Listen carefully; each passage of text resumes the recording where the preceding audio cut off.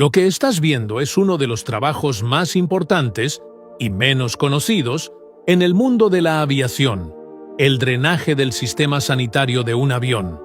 Aquí no puede trabajar cualquiera.